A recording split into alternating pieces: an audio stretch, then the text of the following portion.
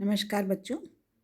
आज के इस व्याख्यान में मैं आपको साकेत के नवम सर्ग में वियोग श्रृंगार वर्णन, जो कि साकेत का अंगिरस माना जाता है, उसके विषय में बताऊंगी। पिछले व्याख्यान की निरंतरता में ही आज का व्याख्यान है। पिछले व्याख्यान में हमने वियोग की कुछ दशाएं पढ़ी थी, अभिलाष, चिंता, स्मृति, है ना। और आज हम उसी के निरंतरता में आगे की दशाओं का वर्णन करेंगे, है ना। मैंने आपको विरह की वेदना की 10 दशाएं बताई थी। कौन कौन सी थी? अभिलाष, चिंता, स्मृति, गुण कथन, उद्वेग, प्रलाप, उन्माद, व्याधि, जड़ता और मरण, है ना। तो आज हम उसी को पढ़ेंगे आगे। देखिए, गुण कथन। जब विरहिणी नायिका अपनी विरह व्यथा को कम करने के लिए अपनी सखी आदि से अपने प्रीतम के गुणों का वर्णन करती है, तो इस भाव दशा को गुण कथन की दशा कहते हैं। उर्मिला समझती है कि उसके प्रेम का आधार उसके प्रीतम के सहज गुण ही है, जो वह विरांगनी में डालकर उसकी परीक्षा ले रहे हैं। वह अपनी सखी से कहती हैं, प्रिय ने सहज गुणों से दीक्षा दी थी मुझे प्रणय जो तेरी, आज प्रतीक्षा द्वारा लेते हैं वे यहाँ परीक्षा मेरी। उसके बाद की आगे की दशा देखिए, 5वीं, उद्वेग। जब विरहिणी की विरह इतनी अधिक बढ़ जाती है कि उसे कुछ भी अच्छा नहीं लगता, जब उद्वेग की दशा होती है। उर्मिला भी विरह व्यथा के कारण इतनी अधिक व्याकुल हो जाती हैं कि वह सारे भोगों को भूल जाती हैं। देखिए, आंखों में प्रिय मूर्ति थी, भूले थे सब भोग, हुआ भोग से भी अधिक उसका विषम वियोग। मतलब वह खाना पीना सब त्याग देती हैं। सखी के बहुत प्रयत्न करने पर भी वह लाए हुए व्यंजनों की प्रशंसा नहीं कर पाती और कुछ भी नहीं खाती। तो सखी तो उस समय वह सखी के द्वारा दिया हुआ ना तो भोजन ग्रहण करती हैं, ना दूध आदि पीती हैं।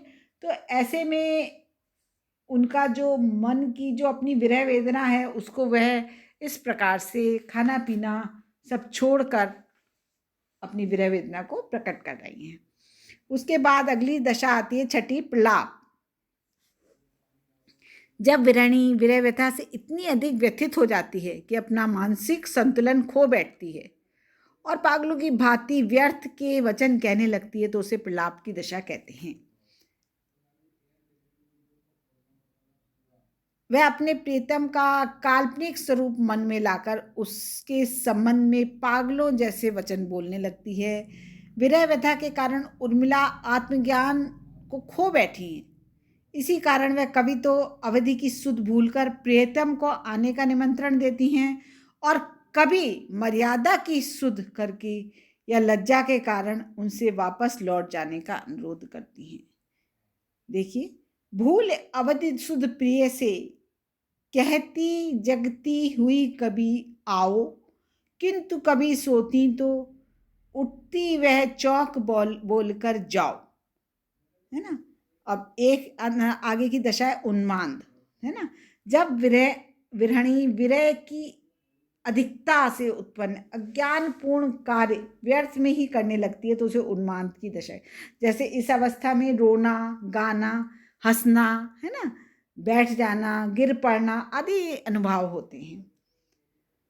उर्मिला का विरह दुख अपार है, निरंतर रोती ही रहती है। वह किसी प्रकार अपने मन पर काबू पा लेती हैं, पर उनके आंसू नहीं थमते हैं।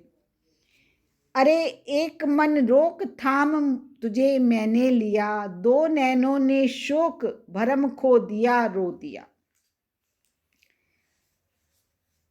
आगे की दशा है 8वीं, व्याधि।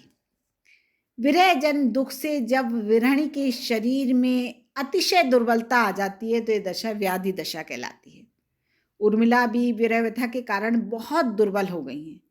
तब उनकी सखी उनका ध्यान उनकी दुर्बलता की ओर आकर्षित करती हैं। तो वे उत्तर देती हैं कि मेरी दुर्बलता क्या दिखा रही तू अरी मुझे दर्पण में, देख निरख मुख मेरा वह तो धुंधला हुआ स्वयं ही क्षण में। अगली दशा है जड़ता। जड़ता है ना, जब विरहिणी की जीवित रहने की सूचना उसकी विरह वेदना से ही जान पड़े तो उसकी दशा को जड़ता की दशा कहलाती है। उर्मिला भी विरह व्यथा से बार बार चौंक कर अपने जीवित रहने की सूचना देती हैं।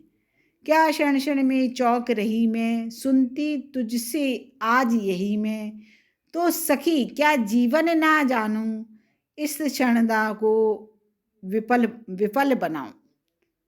और अंतिम दशा है मरण। मरण में विरहिणी की मृत्यु का वर्णन होता है। यह वर्णन अशुभ माना गया है, इसलिए अनेक आचार्य इसको विरह दशा के अंतर्गत नहीं गिनते, है ना। तो इस प्रकार से उर्मिला के विरह वर्णन में विरह दशाओं की संयोजना करने में कवि ने सफलतापूर्वक परंपराओं का निर्वाह किया है और उर्मिला का जो विरह वर्णन है काव्य शास्त्रीय सिद्धांतों का परिपालन करता हुआ अत्यंत ही मार्मिक और स्वाभाविक जान पड़ता है ना। जो आपने अभी विरह वर्णन पढ़ा और विरह की 10 दशाएं हमने पढ़ी हैं, वो कवि ने उसका बहुत सुंदर और स्वाभाविक वर्णन यहाँ पर किया है। तो इस प्रकार से ये हमने साकेत के नवम सर्ग में जो श्रृंगार का वियोग श्रृंगार होता है, वियोग विप्लव श्रृंगार होता है, उसको श्रृंगार एक अंगी रस के रूप में वर्णित हुआ है, तो उसका यहाँ पर वर्णन करा है ना। तो ये हमारा जो टॉपिक था ये यहीं पे समाप्त होता है। धन्यवाद बच्चों, आज का व्याख्यान हम यहीं समाप्त करते हैं।